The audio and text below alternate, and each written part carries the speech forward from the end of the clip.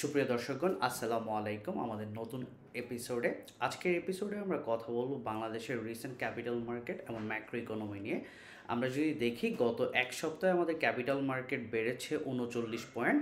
গত সপ্তাহে আমাদের ক্যাপিটাল মার্কেট যেটা ডিএসসি ব্রড ইন্ডেক্স ক্লোজ হয়েছে 5355 পয়েন্টে এবং মার্কেটটি এখন মাত্র 9.83 পিইতে ট্রেড হচ্ছে, যেখানে আমরা হিস্ট্রিক্যালি দেখেছি বাংলাদেশের মার্কেট পি কিন্তু ইউজুয়ালি 15 পি থাকে।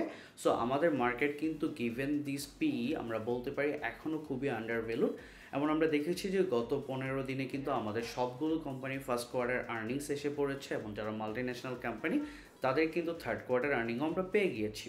সো আমরা যেটা এক্সপেক্ট করেছিলাম যে যেহেতু জুলাই আগস্ট মাসে আমাদের দেশে একটা আনরেস্ট ছিল পলিটিক্যাল, সো ওই সময় অনেক কোম্পানি খারাপ করবে, বাট ফর্চুনেটলি অত কিন্তু খারাপ করে নাই।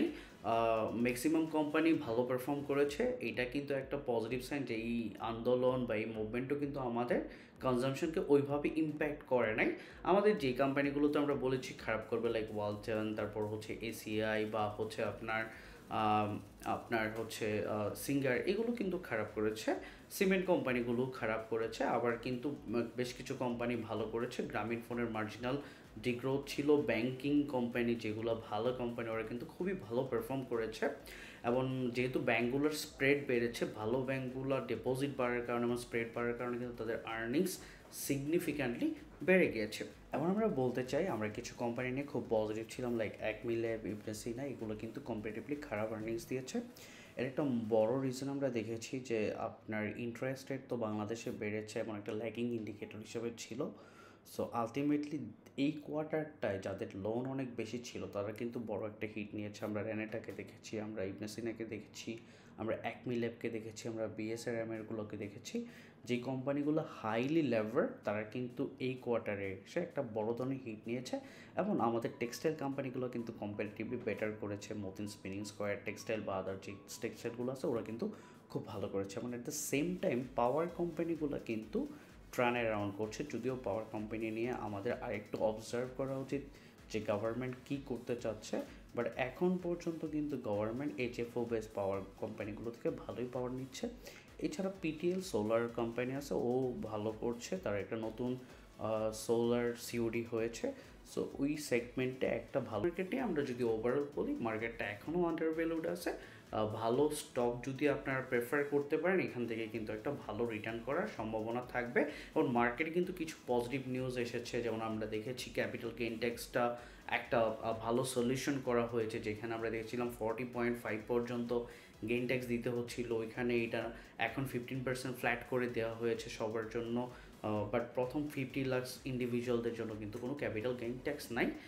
সো এইটা কিন্তু আমাদের জন্য ওভারঅল একটা ভালো হাওয়া নিয়ে এসেছে মার্কেটে, যেখানে 4,890-92 পয়েন্টে চলে গিয়েছিল, ওইখান থেকে মার্কেট কিন্তু ফেস বাই ফেস 5,350-এ এসে পড়েছে। আমরা যদি একটু দেখি এই যে আমরা আশা করি যে নেক্সট কোয়ার্টারের ম্যাক্সিমাম কোম্পানি ভালো আর্নিংস করবে, ইনক্লুডিং দ্য সিমেন্ট কোম্পানিজও, কিন্তু যেহেতু উইন্টার এসেছে অ্যান্ড গভর্নমেন্ট কিন্তু বড় প্রজেক্টগুলো কোনোটাই অফ করে নাই। সো গিভেন দ্যাট আমরা এক্সপেক্ট করি যে কনস্ট্রাকশন কোম্পানিগুলো অত বেশি, যেটা আমরা এক্সপেক্ট করছিলাম একটা সার্টেন টাইমে খারাপ করবে, অত খারাপ কিন্তু করছে না বা করে নাই।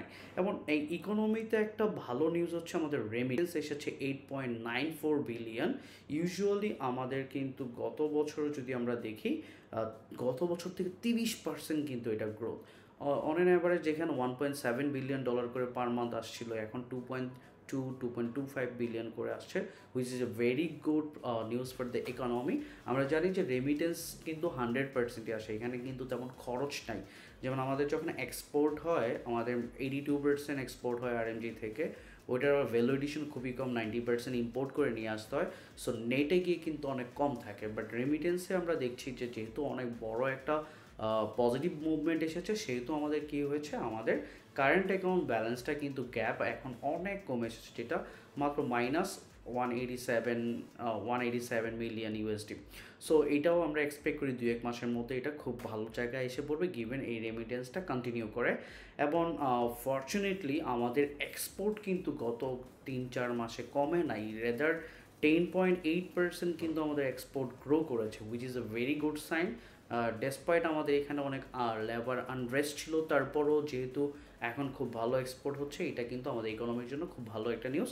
এমন আমরা দেখছি যে অর্ডার কিন্তু সিগনিফিক্যান্টলি বেড়ে গিয়েছে আরএমজি সেক্টরে। আরএমজি সেক্টরে সবার সাথে কথা বলে আমরা এগুলোই শুনতে পাচ্ছি। ইম্পোর্টের ক্ষেত্রে আমরা দেখতে পারি যে ইম্পোর্ট কিন্তু ওই পরিমাণ বাড়ে নাই, এমন যেহেতু কিছু ওভার ইনভয়েসিং এখন বন্ধ হয়েছে, উই এক্সপেক্ট যে ইম্পোর্টটা এরকমই থাকবে। মান্থলি হচ্ছে আপনার 5 বিলিয়ন প্লাস প্লাস করে আপনার ইম্পোর্ট হবে। সো আপনি দেখেন আমাদের রেমিটেন্স আসতেছে $2.2 বিলিয়ন, আমাদের এক্সপোর্ট আসতেছে অলমোস্ট হচ্ছে আমাদের $3.5 বিলিয়ন। সো এখানে 5.7 বিলিয়ন মতো আসছে। বাট সবচেয়ে বড় যে চ্যালেঞ্জটা আমাদের রয়ে গিয়েছে সেটা হলো ইনফ্লেশন কিন্তু আমরা লাস্ট মান্থেও দেখেছি 10.87%, যদিও আমাদের নন ফুড ইনফ্লেশন কমে আসছে। এবং গ্লোবাল মার্কেটে আমরা যদি দেখি ক্রুড অয়েলের প্রাইস অনেক কমে এসেছে, আপনার সব ধরনের কমোডিটির প্রাইস কিন্তু ট্রাম্প ক্ষমতা আসার পরে বা ট্রাম্প পাস করার পরে অনেকটাই কমে এসেছে। সো আমাদের নন ফুড ইনফ্লেশনটা অনেকটাই কমে গেছে বা কমে যাবে আমরা এক্সপেক্ট করি। But at the same time আমাদের যেটা হচ্ছে, আমাদের ফুড ইনফ্লেশনটা কিন্তু কন্টিনিউয়াসলি বেড়েই চলছিল, এবং এটার একটা বড় রিজন ছিল ফ্ল্যাট। অ্যান্ড উই এক্সপেক্ট যে নেক্সট মান্থ থেকে কিন্তু ইনফ্লেশন ফিগারটা কুল ডাউন করবে, বিকজ আমাদের winter vegetables already coming. So given that আমাদের ইকোনমি কিন্তু মোটামুটি একটা ভালো শেপে আছে। আমাদের এখন যে আনসার্টেনিটিটা আছে সেটা হলো অনেকটাই পলিটিক্যাল। এই পলিটিক্যাল আনসার্টেনিটিটা কিন্তু আমাদের কমাতে হবে, অ্যান্ড হচ্ছে আমাদের লেবার আনরেস্ট কমাতে হবে, তাহলে উই এক্সপেক্ট যে মার্কেট এখান থেকে ভালো পারফর্ম করবে।